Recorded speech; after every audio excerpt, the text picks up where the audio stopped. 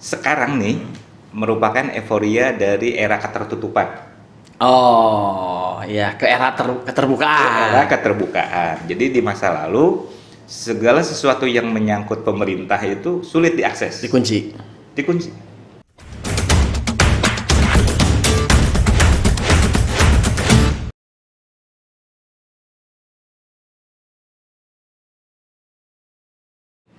Assalamualaikum warahmatullahi wabarakatuh. Bertemu lagi dengan saya Yadi Jaya Santika dalam podcast Kabar Banten. Tamu kita kali ini Ketua Komisi Informasi Provinsi Banten, Bapak Tony Anwar Mahmud. Saya manggilnya Kang. Siap. Kang Tony. Siap kan. Sehat. Alhamdulillah sehat. Alhamdulillah. Dan kita ketemu juga di keberapa ya? Udah pernah gitu ya? Ya, Kesekian. Sekian. Dan saya undang hari ini Kang Tony karena memang momennya kita tahu bahwa sedang kita menuju lagi proses monep ya soal keterbukaan informasi publik. Kita tahu bahwa Banten sudah 2 kali gitu ya meraih kategori informatif kalau tidak salah. Alhamdulillah. Dan tinggal menunggu yang sekarang gitu ya apapun hasilnya. Tapi sebelum itu tentu orang kan masih banyak mungkin yang tahu gitu ya sebetulnya apa sih tugas, fungsi dan wewenang Komisi Informasi itu kamu mungkin yang perlu dijelaskan. Siap, terima kasih Kang sudah kembali mengundang Komisi Informasi karena Kabar Banten merupakan mitra Komisi Informasi juga yang terutama karena KI tanpa Kabar Banten seperti butiran debu. Oh gitu ya. Kalau Kabar Banten tanpa KI kayak rengginang gitu nggak? Cocok. Iya betul. Jadi Komisi Informasi ini harus diakui bahwa lahir dengan Undang-Undang 14 tahun 2008 dan bisa dipastikan sampai hari ini belum familiar dengan masyarakat. Nah, tugas Komisi Informasi menurut Undang-Undang 14 2008 itu adalah mulai menerima, memeriksa sampai memutus sebuah sengketa informasi publik. Nah, gitu yang disebut sengketa itu apa sih Kang maksudnya? Nah, jadi sekarang nih merupakan euforia dari era ketertutupan. Oh, ya ke era keterbukaan. Era keterbukaan. Jadi di masa lalu segala sesuatu yang menyangkut pemerintah itu sulit diakses. Dikunci. Nah, makanya di era reformasi lahir 2008 undang-undangnya bagaimana mendorong penyelenggara dan penyelenggaraan negara untuk terbuka. Gitu kan. Apa yang harus terbuka? Ada kewajiban pemerintah untuk mengumumkan informasi publik. Karena informasi sebagai hak publik begitu ya? Ya, apa yang harus diumumkan? Misalkan ada yang disebut informasi serta-merta. Itu kecenderungannya yang menyangkut hajat hidup orang banyak. Misalkan bencana alam, bencana sosial, macetnya air PDAM, kemacetan lalu lintas, segala hal yang menyangkut publik itu harus diberitahukan sehingga masyarakat tahu apa yang harus dilakukan. Kayak misalnya PLN mati dalam sekian jam itu salah satunya. Harus ada pemberitahuan sehingga semuanya ada emergency plan. Gitu kan. Kemudian ada yang disebut dengan informasi setiap saat. Misalkan di dalam pemerintah itu pasti ada rotasi, ada mutasi. Ya. Jadi sepanjang saya tahu kepala dinas A itu Bapak Anu. Ya kan? Begitu saya berkunjung ke sana, kok bukan Bapak Anu? Gitu kan. Beda dengan yang diumumin. Beda dengan yang saya tahu. Nah, untuk masyarakat menjadi tahu itulah salah satu informasi setiap saat itu adalah profil dari badan publik itu sendiri. Iya, betul. Gitu kan. Kemudian berbicara tentang alamat. Identitas. Ini yang sederhana. Hari ini kantornya, misalkan pemerintah Kabupaten Serang ada di sini. Iya. Mungkin 1-2 tahun ke depan pindah ke kabupaten. Itu segera setiap saat diinformasikan. Perubahan telepon dan lain sebagainya. Gitu ya, identitas. Termasuk hal-hal yang menyangkut informasi berkala itu ada laporan keuangan yang sudah diaudit, rencana kerja keuangan, kinerja badan publik, semuanya disampaikan kepada Termasuk masyarakat. APBD itu masyarakat wajib tahu ya. Iya. Tapi dengan catatan, kalau sifatnya laporan itu adalah yang audited, yang telah diaudit oleh badan pemeriksa atau yang berwenang. Gitu kan? Berarti audit BPK segala macam juga wajib diketahui. Ya, diumumkan. Diumumkan malah ya.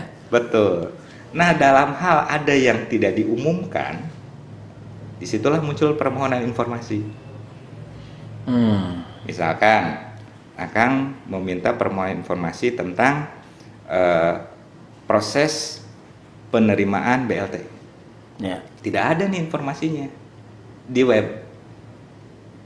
Berkirim suratlah kepada badan publik atau instansi terkait. Ya. Nggak dikasih. Kita kirim surat saja. Nah. Gitu kan? Dalam kurun waktu 10 hari, jika tidak direspon, maka pemohon bisa mengirimkan surat keberatan di hari ke-11 Oh, iya. kepada atasan instansi yang dimaksud. Tunggu 30 hari. Ada prosesnya ya. Kalau 30 hari kerja tadi tidak direspon, maka di hari ke-31 sampai 14 hari kemudian, silahkan datang ke Komisi Informasi untuk mengadukan instansi tersebut. Dan minta diselesaikan bahwa saya sudah mengajukan permohonan informasi publik, tetapi tidak ditanggapi sama sekali. Nah, sekarang kondisinya banyak Kang, kayak begitu. Menyengketakan gitu ya. Sampai dengan sekarang 9 November, Ya. kami sudah meregister 105 permohonan penyelesaian sengketa informasi. 105. Ya. Soal apa aja? Kebanyakan lah, paling banyak. Dominasi anggaran. Soal anggaran. Ya. Laporan kegiatan. Gitu kan. Ya, semua yang menyangkut penggunaan anggaran pemerintah. Tuh, nah itu hal yang paling sensitif memang di situ. Iya, tapi ada yang menarik juga. Ada upaya membela diri Dari masyarakat. Misalkan Akang punya tanah, tiba-tiba tanah Akang berdiri sebuah bangunan, padahal lahan yang Akang punya tidak dijual, ya. tidak disewakan, kok berdiri bangunan. Ditelusuri siapa yang punya dan sebagainya, peralihan haknya kapan, ditelusuri melalui Komisi Informasi. Oh, yang begitu KKI juga bisa maksudnya. Bukan sengketa tanahnya, tetapi permohonan informasi kepada badan publik terkait. Katakanlah BPN apa ya? BPN betul, bisa, pemerintah daerah bisa, gitu. Oh, iya. Jadi pada saat dia mengajukan permohonan informasi terkait yang Soal statusnya ya. Iya. Oh, iya. bukan sengketa tanahnya kan ya? Iya, benar kan. Kok kayak ngurusin sengketa tanah bukan? jangan. Tapi informasi soal tanahnya. Ya, begitu Kak. Itu ada Kang, banyak. Sampai dengan sekarang sudah 5. Oh, Di tahun ini maksudnya. Ada 5. ini banyak juga di kita soal yang begitu harus ke KKI. Nah, penyelesaiannya kayak gimana tuh? Amar putusan dari Komisi Informasi itu adalah perintahnya cuma 3. Satu, memerintahkan badan publik memberikan atau membuka, memberikan sebagian, atau menolak. Itu perintahnya dari putusan. Dan putusan KI-nya sendiri masih dapat diajukan keberatan atau banding. Cuman menariknya bandingnya masih di wilayah peradilan tingkat pertama. Oh, Ke PT UN. Dalam hal badan publiknya pemerintah. Tapi kalau badan publiknya adalah non pemerintah, keberatannya disampaikan ke pengadilan negeri. Oh. Kalau ada yang keberatan, para pihak nih. Dan selesai di keberatan itu masih tidak puas juga bisa ke Mahkamah Agung untuk kasasi. Itu kasasi. Nah, menarik tadi soal banyaknya soal anggaran ya kan? Ya. Kalau kita artinya kalau banyak itu berarti kan soal itu agak sulit berarti karena sampai orang harus minta tangan KI. Ya. Kita tahu bahwa Banten tuh 2 kali meraih provinsi informatif ya. Informatif. Nah, apa korelasinya tuh Kang, dengan status itu dengan realitas di lapangan dan fungsi KI itu di mana soal itu? Baik. Korelasi antara Banten Informatif dengan adanya sengketa informasi. Ini adalah sesuatu yang kami pandang sesuatu yang lumrah. Aparatur sudah bekerja baik saja, pasti ada yang tidak puas. Iya. Gitu kan? Subjektivitas soalnya ya.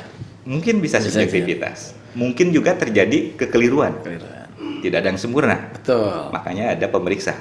Iya. Korelasi antara informatif dengan masih adanya sengketa informasi itu tadi sudah saya singgung. Salah satu poinnya ada yang tidak diumumkan oleh badan publik, sehingga harus melalui mekanisme permohonan. Betul. Itu yang pertama. Yang kedua, dia sudah mengumumkan tapi tidak secara rinci. Separuh-separuh gitu ya. Ringkasan saja, gitu ya. Rekapitulasinya saja. Yang dia cari nggak ada nih. Iya. Sehingga si masyarakat mengajukan secara rinci permohonan. Mekanismenya permohonan. Gitu kan? Oh, gitu. Nah, kalau sebetulnya anugerah itu apa aja sih, Kang? Itunya apa? Variabelnya atau apanya? Tapi ada satu yang belum saya jawab. Apa itu? Fungsi KI-nya di sini apa? Iya, fungsi KI-nya apa betul? Fungsi KI-nya itu adalah menjamin hak akses informasi publik bagi masyarakat.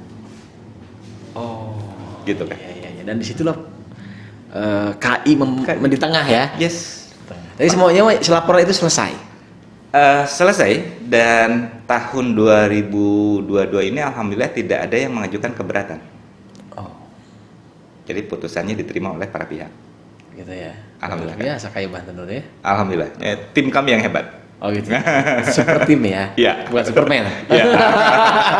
Kalau Kang Tony di Superman nanti ada ininya, sayapnya. Iya. Nah, kata nih soal Monep tadi tuh, kita tahu sedang berlangsung lah ya. Mudah-mudahan sih kita hat trick begitu. Amin. Apa aja tuh variabel yang menjadi penilaian sebuah provinsi disebut informatif? Ya. Sebenarnya monitoring dan evaluasi badan publik juga dilakukan oleh KI Banten. Tidak hanya oleh KI Pusat. Oh gitu. Ya.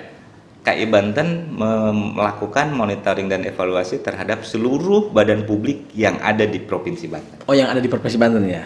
Betul. Ada 5 kategori. Apa saja? Perangkat daerah di Provinsi Banten, pemerintah kabupaten kota, BUMD, kemudian lembaga vertikal, dan terakhir partai politik tingkat provinsi. 5 kategori. Pihak-pihak yang menggunakan APBN atau APBD berarti ya. Itu KI punya wewenang di situ. Dalam hal itu. Merupakan kewenangan KI. Karena dalam hal terjadi sengketa informasi, maka Komisi Informasi Provinsi yang bersangkutan yang memiliki kewenangan untuk menyelesaikannya. Jadi sekalipun KS merupakan BUMN, tapi lokusnya ada di Banten, kewenangan dapat dilaksanakan oleh KI Banten. Jadi KI Banten tahu banyak nih ya. Kalau soal parpol, Kang, apa tuh soal apa? Paling dana partai ya? Atau apa? Mirip. Itu secara tegas disebutkan di dalam sebuah pasal di Undang-Undang 14. Bahwa apa saja yang menjadi kewajiban partai politik untuk mengumumkan informasi publiknya. Apakah itu visi misi, platform. Iya. Itu termasuk keuangan. Waduh, kalau soal informasi berarti KI itu tangan kanannya rakyat begitu ya? Sepakat. Sepakat kan? Karena logika Akang kami melaporkan kinerjanya kepada siapa? Nah, itu. Menurut Akang. Nah, melapor ke siapa tuh KI itu? KI di undang-undang disebut rakyat kan melaporkan tugas dan fungsinya kepada DPRD. Oh, DPR. Iya, mewakili rakyat. Kepada rakyat. Betul. Tetapi kepada gubernur kami hanya bertanggung jawab dalam hal keuangan. Oh. Jadi kami bawahan rakyat. Bawahan rakyat kan? Karena melapornya sama rakyat.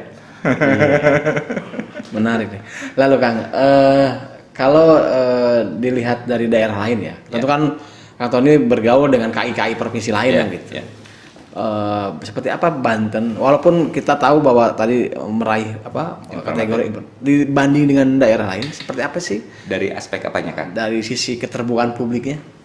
Dari sisi keterbukaan informasi publik, tadi kan Akang nanya apa saja yang dijadikan penilaian. Penilaiannya. Itu ada beberapa indikator. Pertama, indikator website. Semua yang lembaga yang tadi disebutkan. Iya. Dan itu wajib berbasis government ID kalau pemerintah daerah. Iya, Go ID itu ya. Di luar itu tidak diaksep. Oh. Nah, di dalam konten website itu tadi yang saya singgung, ada informasi berkala setiap saat serta merta, termasuk informasi yang dikecualikan jika ada. Itu wajib diumumkan di website. Nah, itu dilihat kontennya seperti apa, alat ukurnya apa. Ada yang disebut dengan standar layanan informasi publik yang diatur oleh Peraturan Komisi Informasi Nomor 1 Tahun 2021. Yang namanya standar pasti rigid. Betul. Nah, terpenuhi nggak ini? Gitu kan, Kang? Nah, sekarang terus menarik juga nih. Ya, ada indikator lainnya. Misalkan penyediaan informasi publiknya. Dirigid lagi. Informasi setiap saatnya, kategorinya ini ada nggak? Berkalanya ada nggak? Dikecualikannya ada nggak? Jadi sepanjang badan publik itu memenuhi indikator-indikator tadi, maka dia layak nggak dikualifikasikan informatif. Karena yang didorong adalah kewajiban mengumumkannya. Nah, kalau tidak standar, apa kewenangan KI? Nah, kalau KI tidak punya hak eksekusi. Kalaupun timbul sanksi yang diatur oleh Undang-Undang 14, itu sifatnya delik aduan. Delik aduan ya? Bukan KI yang mengeksekusi, peradilan lainnya. Atau alat penegak hukum lain. Tapi punya rekomendasi gitu kan? Tidak? Sepanjang sudah selesai di Komisi Informasi, baru lembaga lain dapat menindaklanjuti.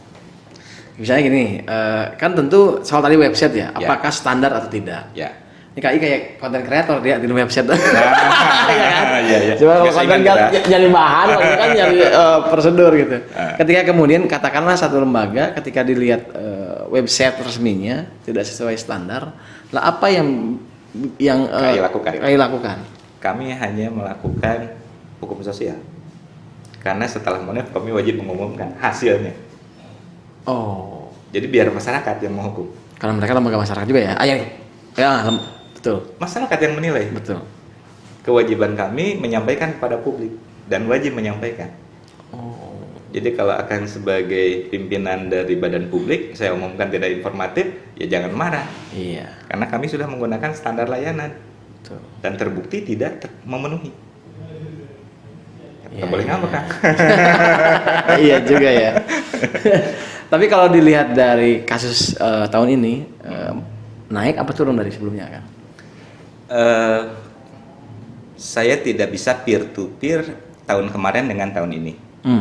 Karena di tahun ini sudah menggunakan regulasi yang baru. Sekarang tahun 2022. Standar layanannya yang terbaru tahun 2021. Jadi tidak bisa peer to peer.